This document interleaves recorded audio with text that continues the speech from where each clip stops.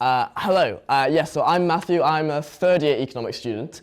The bad news is that I have no slides to show you, so you're going to have to listen to me, I'm afraid. I know you've already heard a lot of talking, but I thought it would be best if we could try and make it a little bit interactive. I promise I'm not scary. I remember sitting, not in this room, but I remember sitting where you're sitting right now, and it's sort of nice to ask questions to me because I can be as honest as possible. I'm not a lecturer. I've been through almost all 3 years now, and I want to make sure you get the best opportunities possible wherever you decide to go, Warwick or otherwise. Okay, I wanted to start about why I chose to study at Warwick. So when I was at school, I knew that I probably wanted to do economics. I didn't know much apart from that. I live in somewhere called Staffordshire. It's a little bit further north, and I was very scared of going to London. I didn't like the idea of living in London, and I thought that there's a good chance that in my life I was going to work in London. So I didn't really want to go there straight away, so that was off the table. And I also wanted a little bit of a balance in life. I think, of course, my degree is very, very important, and academics is incredibly important to me, but I want to have the experience at university of a little bit of a balance too. And when I was thinking about, okay, so what sort of universities are in that sort of Venn diagram, for me, Warwick was the best choice. And if I had to make that choice again, I mean, of course, I'm a little bit biased, but I would 100% choose Warwick all over again. Now, why Warwick Economics? I want to talk about this after my whole 3 years here. I think that the main thing, and you've heard this before, that Warwick Economics offer is flexibility. And it's flexibility in so many ways. It's flexibility in the modules that you get to choose. You've seen that particularly in last year and this year for me, I've had every single module be optional. So I've been able to choose exactly what I've wanted to study, whether I've wanted to look at microeconomics more, or maybe look a little bit more at macroeconomics, or even more at finance-related modules too. I think you also get a lot of flexibility in time in terms of when you choose to have your seminars, for example. So I knew that maybe 9 a.m. on a Monday morning wasn't the best time for me to go and have a seminar and pay the most attention. So I get that opportunity to choose that as well. And I don't think that's something that many other universities offer. And it's the same with the module selection. I think from what I've heard from a lot of friends at different universities, you're very set on a rigid path. You have to do these modules, that you're then going to do this. And even though it says you only get 2 optional modules, first and second year, that does make a huge difference in terms of what you can study. And as has been said, it's not just economics. I have a lot of friends who have done accounting modules, a lot of friends who have done finance modules, and they've used that to their advantage when it comes to internships and their careers, which I'll talk about in a little bit. Another thing at Warwick is the size. Now, in my cohort for third year, there are 400 of us for economics, and I believe the year below me is about 350, maybe 250. I don't know what it'll be like for your year, so don't ask. But at the same time, it's really, really helpful when it comes to seeing people and making friends and building connections at the very least, if you want to look at it from a career standpoint. A lot of my friends study economics, and I feel very fortunate to always see them. And with that many people, I think that helps a lot rather than being on one of those smaller cohorts. And finally, the best thing about Warwick, unequivocally, is the societies and the careers that the societies can offer you as well at Warwick. You've heard a little bit already about the different societies. I was part of the Warwick Economic Society, and it has been hugely life-changing for me. It has given me a career, for example, so I was able to attend a sort of a networking event that was offered by the Economic Society my first year, and I've now got an offer for a job at the end once I leave university. So that has come from the fact that economics at Warwick and the societies, the Warwick Economic Societies, and even the Finance Society at Warwick, which I believe is the largest society in the country, not just at the university. Societies are so ingrained in our culture. There is no other university that offers that and offers that career support that the societies can give you at the same time. So I would 100% recommend, if you're thinking, okay, not only do I want to study for academic reasons, but I also want to see where can I go in the future, I would say Warwick is the only choice. It is the best choice for careers. It's the best choice for societies. So don't miss out on that. And I would say one thing to add as well, put your hand up if you've heard of Econ Plus Dal. Come on. So in my year as president of the society, we got to have him in, and we had a Q&A with him. So you never know, if you come here, it's been a few years, he might come back, and he might not be going to any other university either. So think about that. Okay, what else did I want to talk about? Course structure has been mentioned a little bit already, but I wanted to talk about it from student perspective. First year feels very much like if you've studied economics at A-level, if you've studied further maths or maths at A-level, it'll feel pretty similar. You'll recognize a lot of the concepts. You'll spend a lot of your time doing differentiation and integration, but there might be a little bit more of an economic context that you've never really thought about before, because I know that a lot of A-level economics courses are very theory-based and not necessarily as mathematical. Second year is where it starts to get very interesting, because you start to really apply what economics is all about. And the best module for me to try and explain that is econometrics. Econometrics is basically taking economics and using a lot of statistical methods that you might have learned at further maths, and you'll learn in your first year as well at university, and really starting to understand what economists actually do, what the actual point is, rather than just looking at big models. So I found that really, really interesting.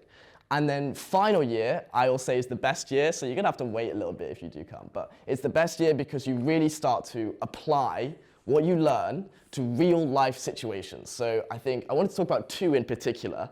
Number one is that I did a module, completely optional of course, called Industrial Market Economics, Competition and Regulation. And I know it sounds a bit boring, but it really isn't, it's really good. And the module is about looking at, in a marketplace, so for example, the market that I was looking at was media markets.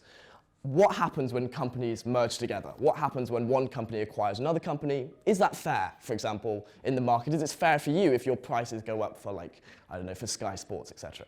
And one of the things that I got to look at and write a big report on was Liberty Media currently is acquiring Dorna Sports. Now, you might not know either of those companies, but Liberty Media owns the Formula One media rights, and Dorna Sports owns the MotoGP rights. So MotoGP is like the motorbike variant. So I got to spend many, many hours researching why these two companies are merging and whether it's fair on you guys to have to pay for F1 combined with MotoGP. So if you're interested in those kind of things, you do get that opportunity, and you get the opportunity to look at any other company that you wanted to look as well. But I found that really interesting. And then another module that stood out to me was research and policy evaluation. And that module essentially is, if you really do want to study policy making, or you want to go to the EU, or you want to work in any sort of policy related area in the future, you get to actually get the opportunity to see what they do. So for example, there might have been a policy implemented, and you get to look at, okay, what happened before the policy, and what happened after the policy? Did it make a difference? And you use the statistical methods that you'll learn in econometrics, and you apply it.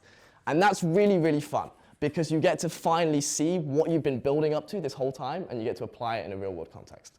So, I mean, I can't speak for other universities when it comes to things like that, but for me, having that opportunity, having that choice, I don't think that's offered anywhere else, and I'm very fortunate, I think, to have those choices here.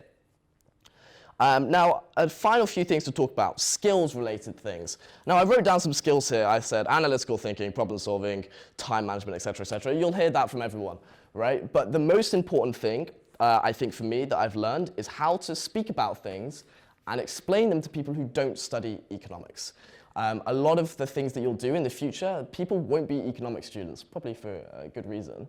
But particularly if you're going into policy making, you might be speaking to MPs who certainly, as we might know, don't know too much about economics either. So it's a really good thing to have the opportunity in so many modules in first year where we have to make presentations for people who aren't economics students but apply a lot of economic concepts. Even up to third year where I have to write lots of policy briefs and explain concepts to people who aren't economics students. That's really, really good. And that's really good in the future as well, when no matter where you go, whether you go into finance, whether you go into economics, whether you go into consulting, whether you go into law, wherever you go, you will have to explain things to people who don't know as much as you. And so I think that's been the most valuable skill that I've learned when I've been here. Now, the final thing I wanted to talk about is to do with the academics. Now, you've heard about how good Warwick is for research, and it is brilliant. And I think with that, there comes sort of a feeling or a fear that these people are going to be really scary, right? You can't go and speak to your lecturers, you can't go and speak to your professors. I felt the opposite experience. I find it really fun to go and talk to my professors. They have their advice and feedback hours every week, and if you do need help, you can go and ask, and there is no fear in that. There's always a willingness for them to help you, and it always feels like you've got to get a lot out of it as well.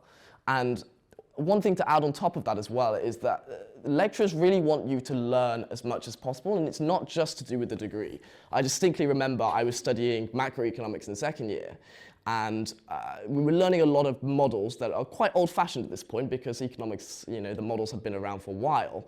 But we were also learning a lot about the new models that were coming in, because that's what our seminar leader at the time was really interested in. So you guys might know something called modern monetary theory, you might not, but that's very, very new. It's kind of controversial at the same time. And so not only were we learning, okay, this is what you have to learn for your exam, this is how it's going to apply, but you also get the chance to see, okay, but in the real world, people are seeing this differently these days. People are taking a different approach to the way that we look at money or the way that we look at the macroeconomy. So yes, even now, I'm not sure about whether I like microeconomics more or macroeconomics more.